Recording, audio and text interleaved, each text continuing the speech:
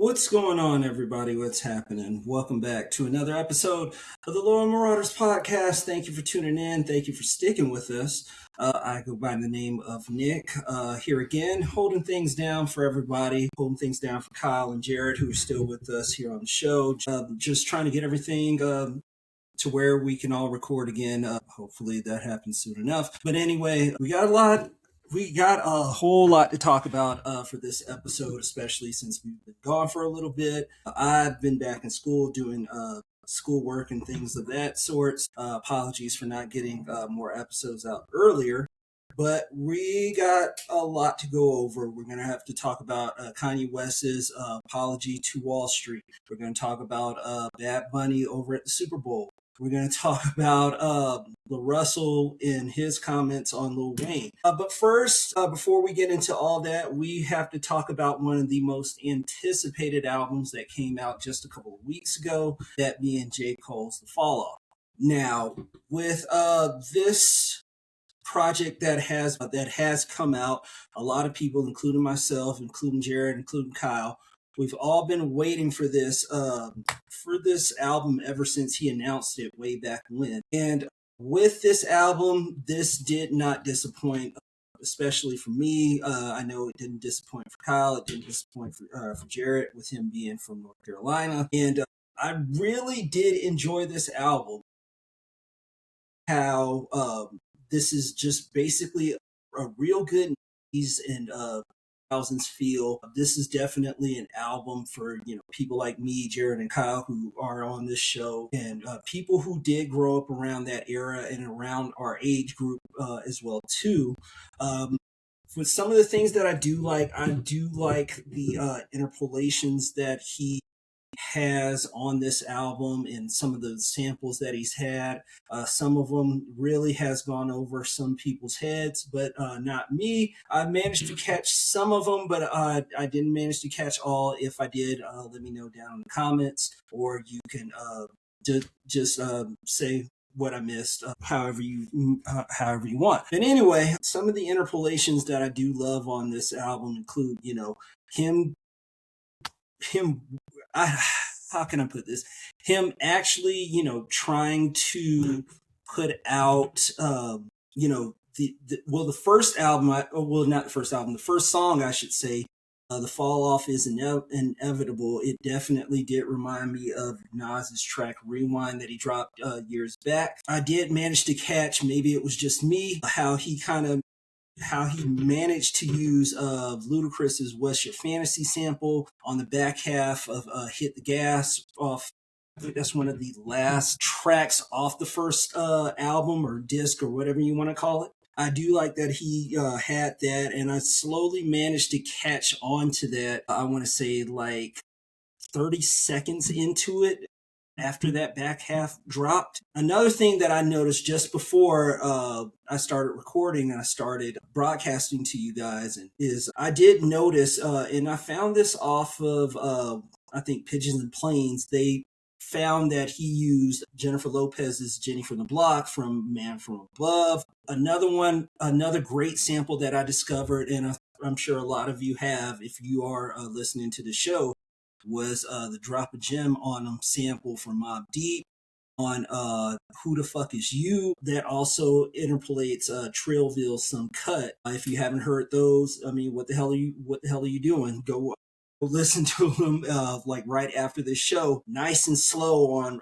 Brunchero Bunch. Elevators, Me and You on The Villas from Outkast. DMX's How It's Going Down on Life Sense.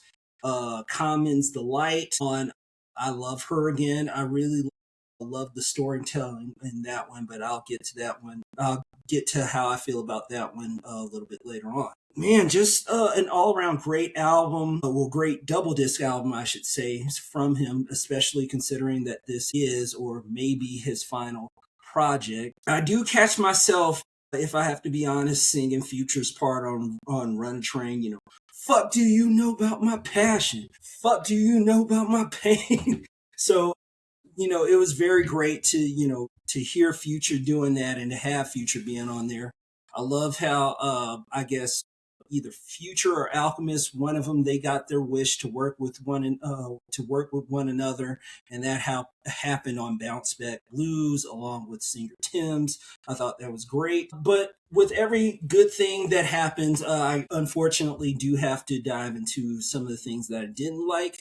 But there wasn't that much that I can honestly say that I really didn't like. I think one of the only other things on this album that I really didn't care for was, the acoustic guitar instrumentals that he had on some of them. It's just like, oh, okay, that's pretty cool, but, I don't want to hear it, on the outro of the second disc, or, the intro to the second disc as well too, because to be honest with a lot of you guys, almost hit skipped on the 39 intro and was just ready to move on to the next song. And it really happened like since I was about to reach for the button, that's when everything just completely switched over.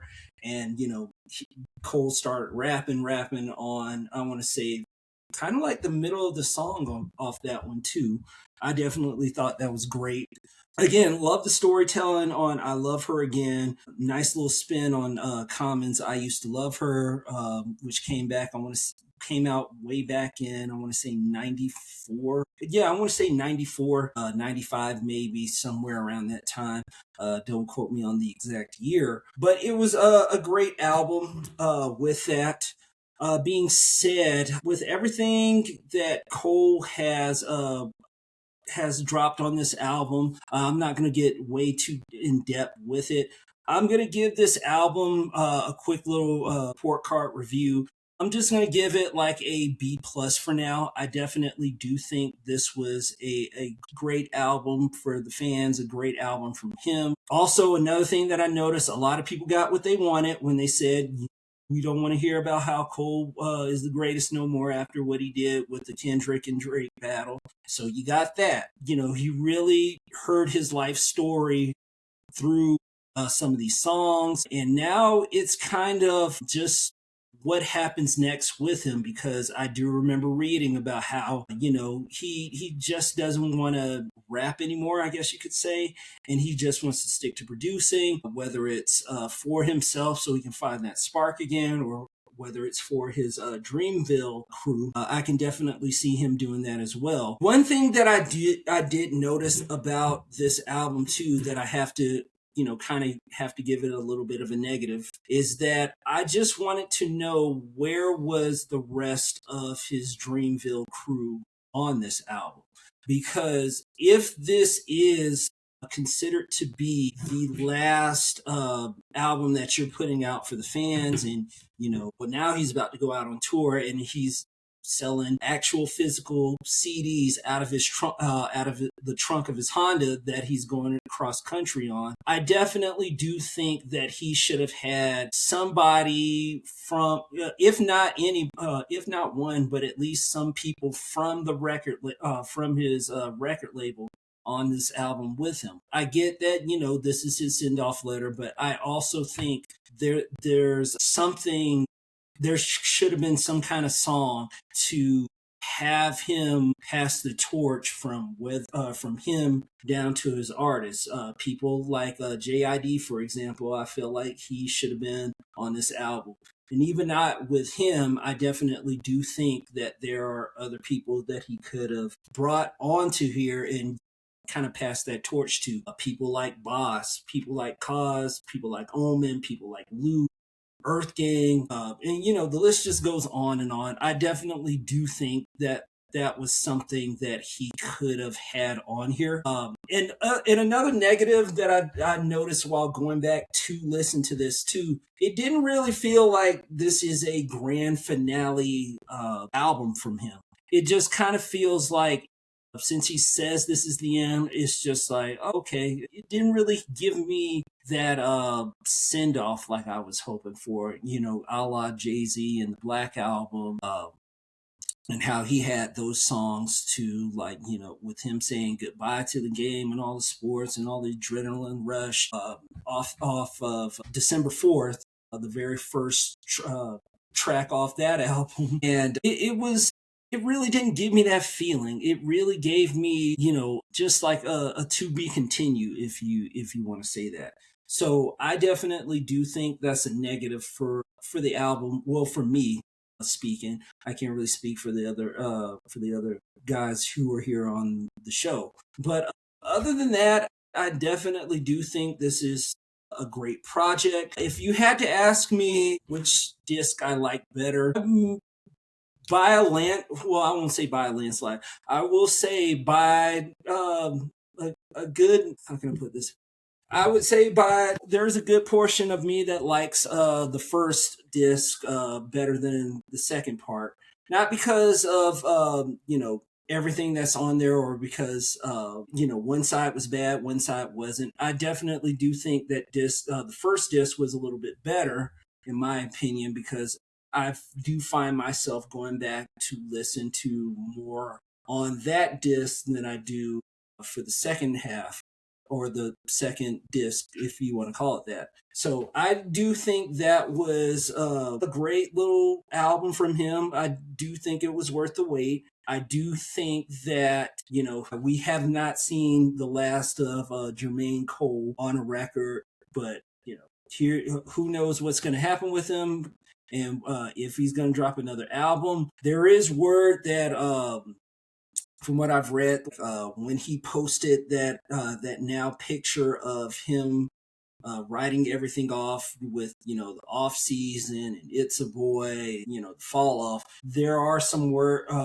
rumors going around that he might do that. He might release It's a Boy as a mixtape, or a full length album.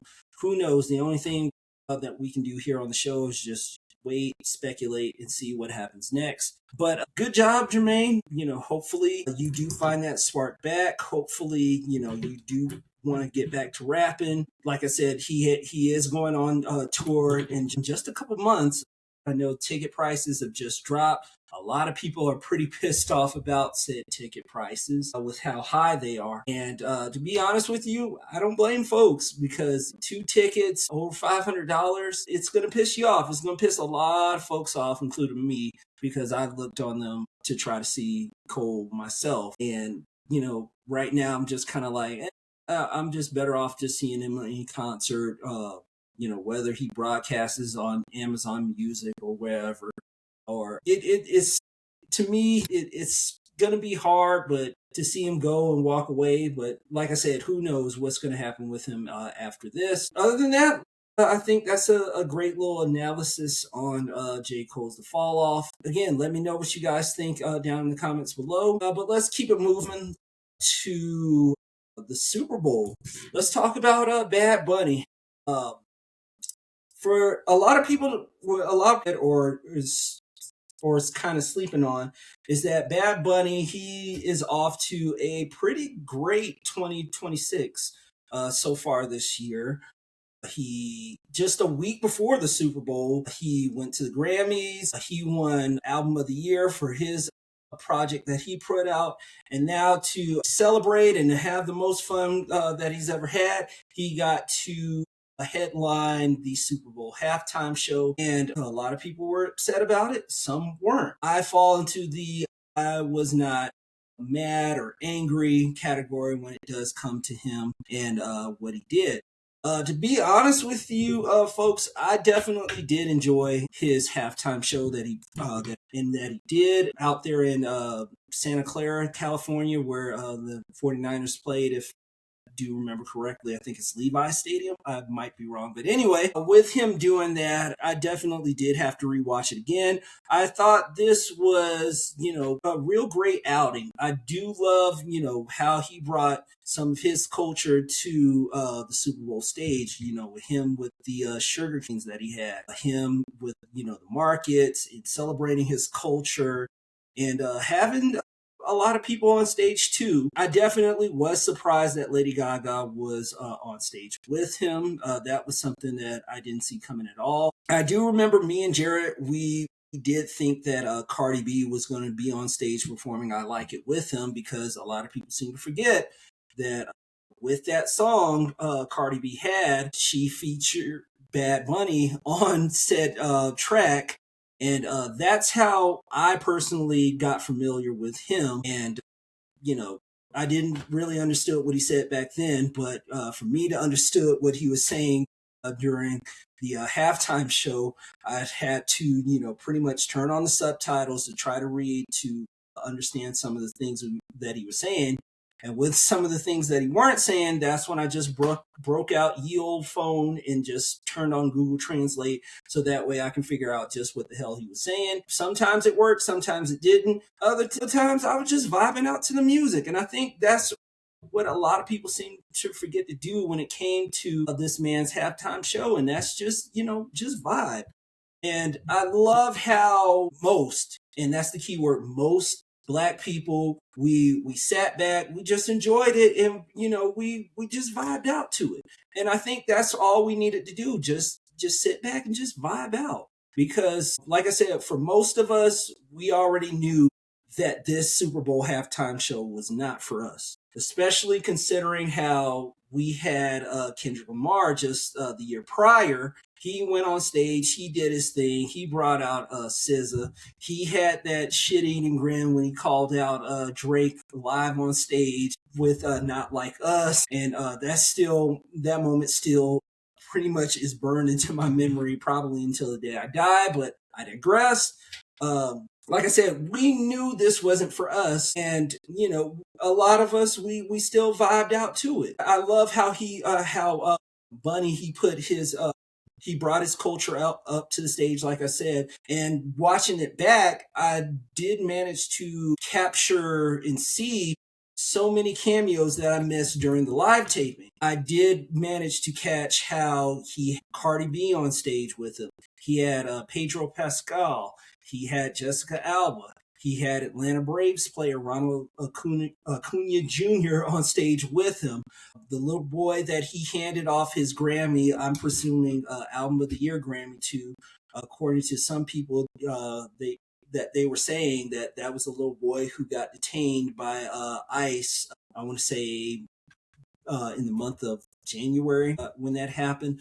But anyway, I do love that he brought his culture to the stage. Then to wrap everything up, I love how he brought all these countries together to show that we are America, from his home country of Puerto Rico to Mexico to Chile to Colombia and everybody to Brazil, even having people just come out with the flags and just waving them around to resemble Nori's Oi Mi Canto video. If you know, go back and watch that if you don't know what I'm talking about. But I do love how he had all these cultures just come together and, just celebrate him having the message. The most powerful thing against hate is love, or to paraphrase, or whatever it said on that screen. It was pretty great. I did enjoy that. I did find myself, vibing out to some of his songs. The first song he did was Titi Mi Pregunto. I think that's how you pronounce that. Then, I thought he was going to bounce into Monaco, but he kind of gave a little bit of a tease for that one. Another song he did was, I know a lot of millennials like myself, we kind of caught on to when he started doing that little intro to Gasolina from 2000s. But other than that, I just thought it was great. I personally didn't understand what he said some of the times, but other than that, I just vibed out to it. And I think that's what people just needed to do. And I really didn't see the big uproar and the big fuss about it. I mean, it was definitely a great show. I'm happy that he got over 100 million viewers. At first, people were saying that he broke the record for the most viewed halftime show of all time. But then when the actual numbers came out, he didn't. And I think it was the third most watched Super Bowl halftime show since, with the other two being the late great Michael Jackson and the aforementioned Kendrick Lamar. So I definitely did enjoy his Super Bowl halftime show. And I know there was a lot of people who cried and complained, oh, we don't know what he's saying. And to that, I just say, like, nobody was forcing you to watch what he did on that stage. Nobody forced you to, understood what he was trying to say in his in his Spanish language. So, with that being said, if you didn't watch it, if you turned it off and you watched something else, that's great. If you watched the other halftime show that was sponsored by that certain demographic, good for you. I mean, we're not judging. We don't care if if you're a Democrat or a Republican. If you while you're listening to the show, if that's what you watched instead of this, cool. If it wasn't, and you enjoyed the Bad Bunny halftime show like I did, great. But I really just didn't get the uproar. And like I said, most black people, I'm looking at you, Stephen A. Smith, Mace, Jason Whitlock, all y'all who didn't enjoy it, like all you got to do is just vibe out to it. That's what I did. And I just had a great time just listening to it, even though the Super Bowl was kind of lopsided for that first half. And then it kind of started picking up towards the fourth quarter. But other than that, it was a real great halftime show. Very proud of Benito. Very glad that he put his culture on. He brought everything from his home island of Puerto Rico to that worldwide stage. Again, love the ladies shaking what they got on stage. You will never ever hear me complain about that. Just saying. But it was great. Also, another cameo that I did manage to catch was Mr. Livin' La Vida Loca himself. Ricky Martin was a part of that too. So I definitely thought that was great. I also wondered, just looking back on that, like where was, well, I don't know if he wanted to or if he didn't, but I do remember like when J-Lo and Shakira had their halftime show right before the pandemic hit in 2020, they brought him out. So I was kind of wondering why Jennifer Lopez was there. But, again, I don't know, don't care. It was his decision. And it was a great show. Definitely did enjoy it. Definitely did love it. And so it's still a great show. Just vibe out to it. You ain't got to understand what he's saying. Just vibe out to the music. That's all I can really tell you. Other than that, let's go ahead. Let's get into Kanye West. Now, Kanye West, we have not talked about this man in quite some time on this show, especially with all the things that he's been doing, things that he's done, things that he said. He decided to take a page out of I believe it was the Wall Street Journal just a few weeks ago, pretty much apologizing for him saying that, he's not an anti-Semite, he loves Jewish people, and really took out a page explaining he wasn't in his right state of mind. He deeply apologizes for everything that he said, everything that he's done. And, he just wants everybody to, forgive him for what he had and, trying to take accountability and even blaming his near fatal car crash that he suffered way back in 2002, which had, his jaw wired shut. With that, with everything that Kanye West has been said, and has been doing to, try to get back in everybody's good graces. For me personally, I don't really believe it. I don't really buy it. I'm sure the apology was very sincere. I'm sure the apology was very heartfelt. But when it comes to everything that he's done and everything that he has said, I'm more of a actions speak louder than words type of person when it comes to Kanye West and everything that he's done. Because we all know that Kanye West, he's currently working on an album.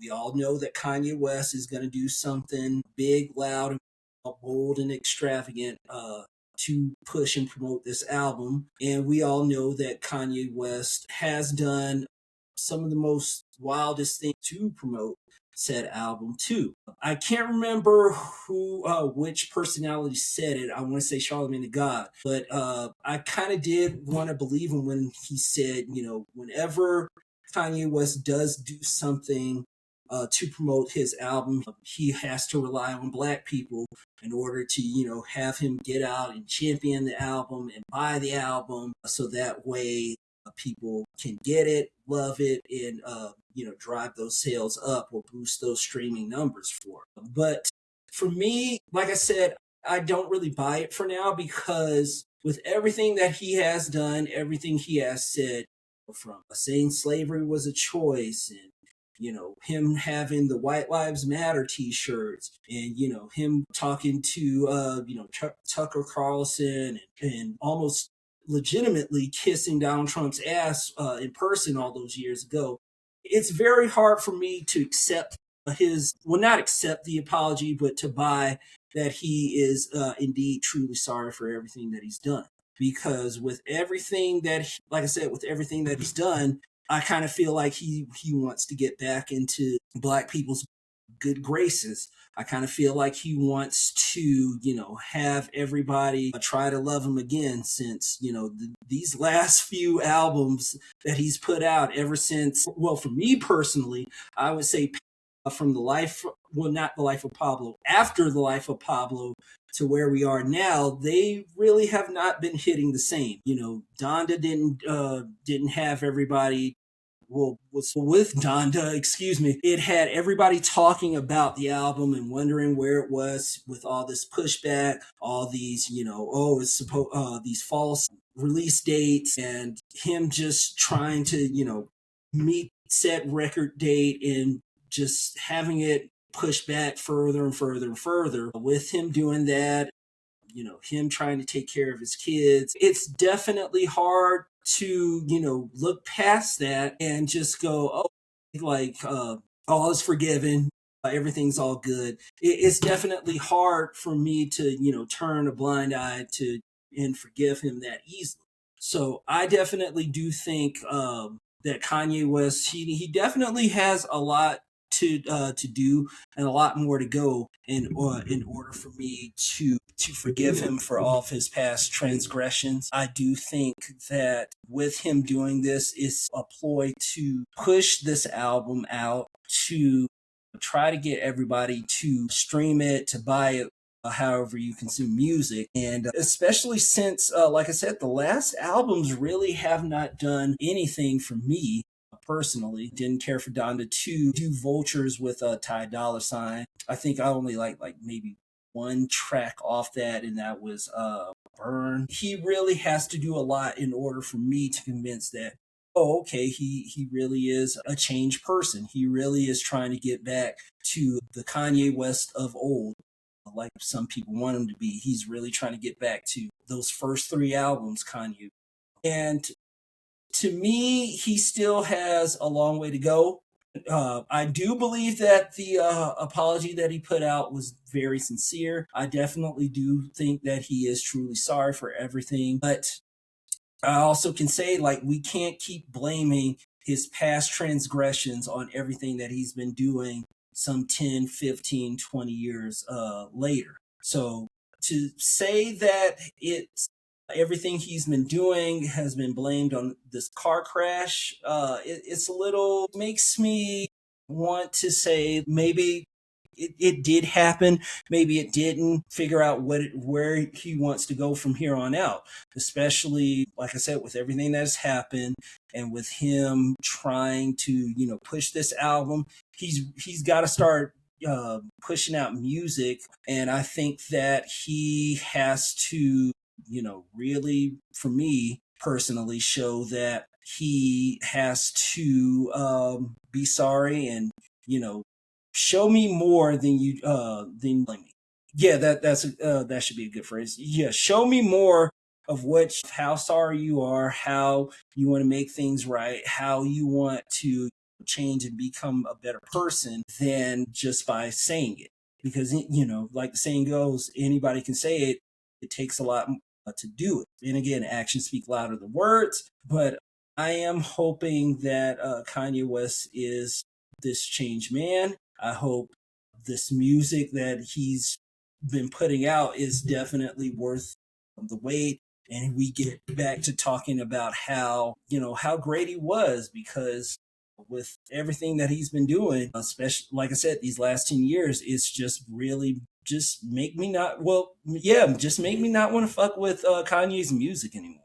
But again, hopefully he puts all this away. Hopefully, he gets back to that creative side, and just keep putting out great music, and just put all that crazy bullshit behind you, and just and just get back to where you once were. But other than that, I think let's go ahead. Let's get into our next segment, and that is Bay Area rapper LaRussell and his comments. With everything that's been going on with him and how he's been stirring the pot and how he's been, trying to make a name for himself, he recently went on a podcast to talk about him being signed to Roc Nation, how happy he was, and even going on to talk about how Lil Wayne's music just didn't have substance for him anymore, especially now that he's grown, now that he's an adult, and he can fully, I guess you could say, Wayne's music from here on out.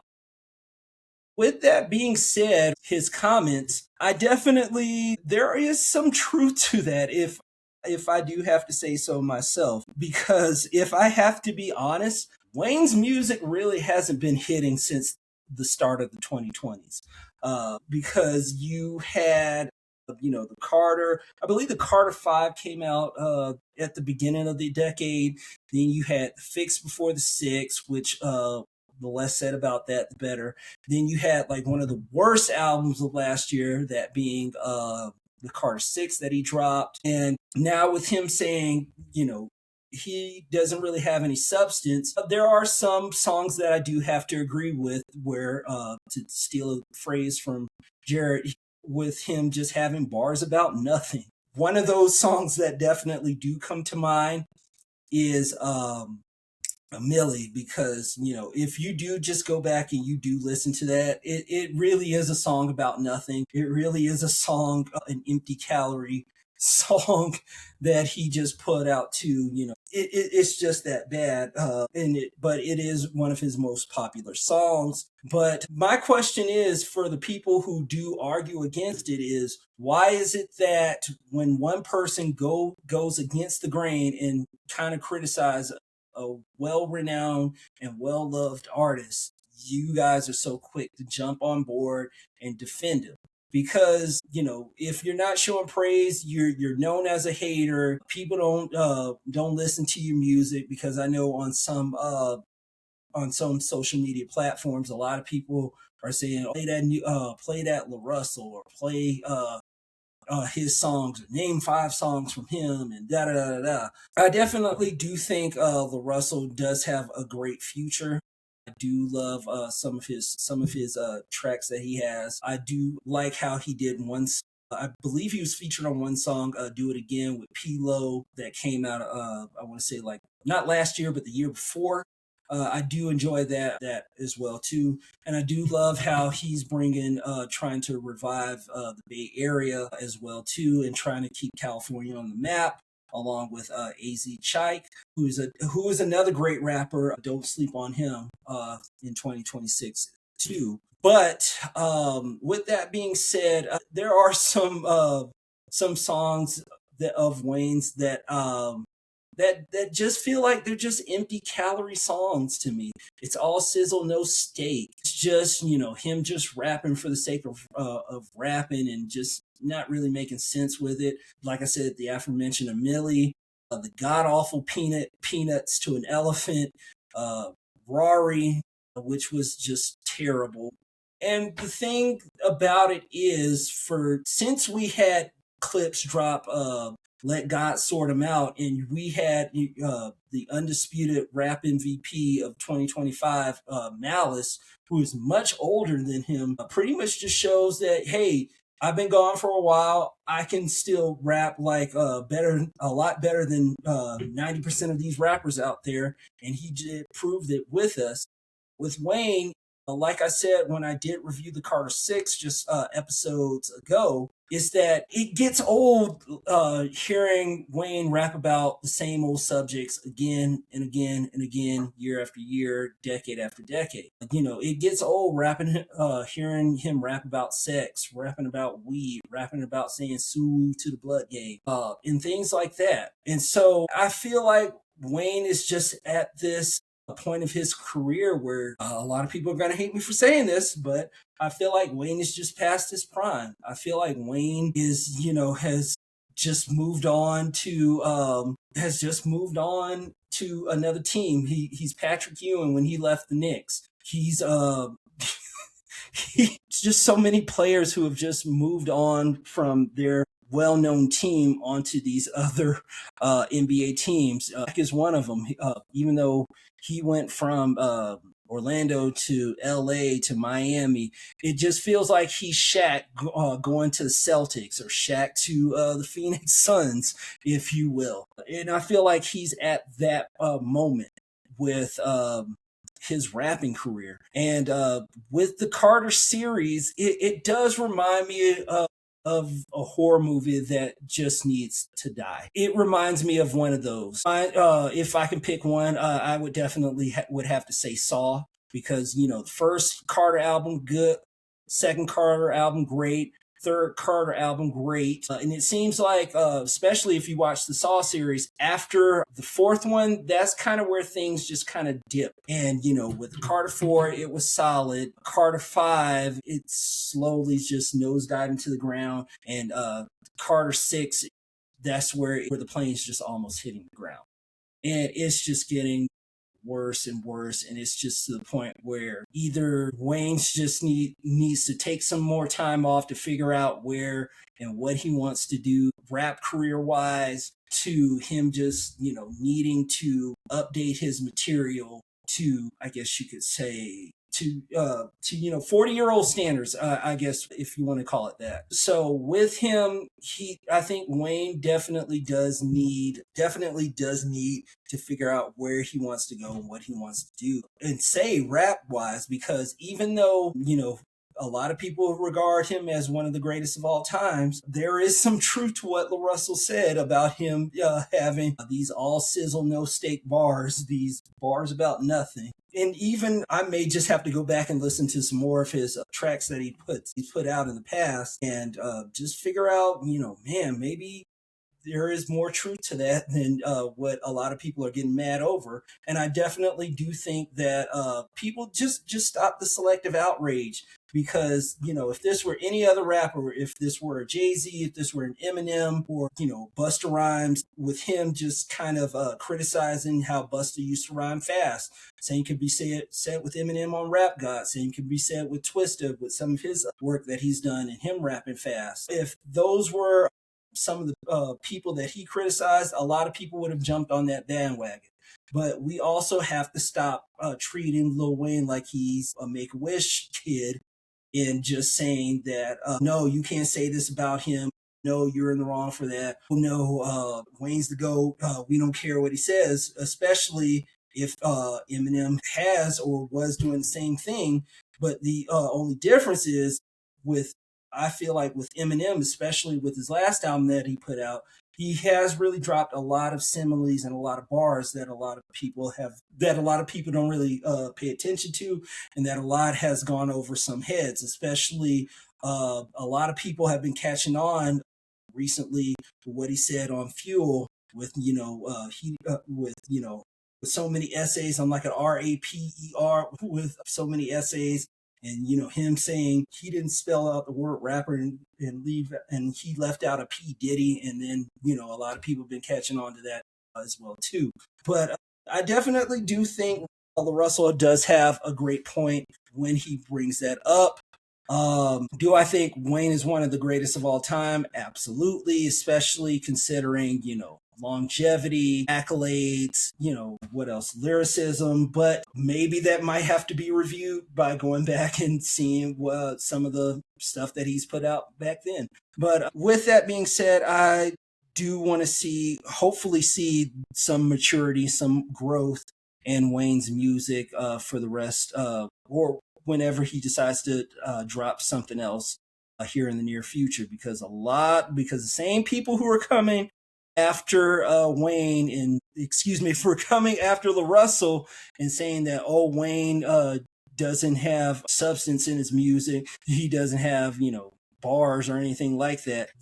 Maybe we need to go back and revisit some of his songs and tracks. I mean, because I kind of feel like nostalgia is really starting to get to some people and really starting to cloud their judgment on if he does have songs with substance behind him. But other than that, I think that is it for that. Oh man, shout outs and album recommendations. Again, thank you guys so much for still rocking with us after all this time. Again, sorry about putting so much wait time with everything that's going on. Like I said, I'm personally in school, so I'm trying to get my education. I'm still trying to put out all these episodes and bring them out. Still trying to get everybody back on the show. Shout out to everybody with all the snow and all the cold that's going on at the time of this recording throughout the states. Everybody just stay safe, bundle up. We do have merchandise. We have hoodies that you guys can buy to prevent being cold during this time of year. We have hoodies. We have beanies. We have shirts. Hell, I'm even wearing one of these shirts right now if you're watching this on Spotify and on YouTube. We have shirts that are on website. Website will be in the show notes in case you do want to buy one. We have that. Shout out to everybody, just staying safe. Rest in peace to Lil Jon's son, who sadly passed away. Very tragic, very, very heartbreaking for him as well. Especially since a lot of rappers have come out and said and gave him their condolences to what happened with him. I've also read Rest in Peace to Lil Papa. I have no idea who the hell he is. I've never heard any of his music. I know who Big Papa is, and that's Notorious B.I.G., but after reading what happened with him, that is very tragic as well, too. I do hate that, at such a young age, he took his own life. We here on the show just want everybody to know, prioritize your mental health, speak out, talk to people, get a therapist, spend money on a therapist if you have to, because, whether it be $80 to, $200, a lot of people would rather you pay for, to have a good therapist and talk with them than to pay, $2,000, $3,000, $5,000 for a funeral and we lay you to rest. So rest in peace to both of them. Oh man, what else?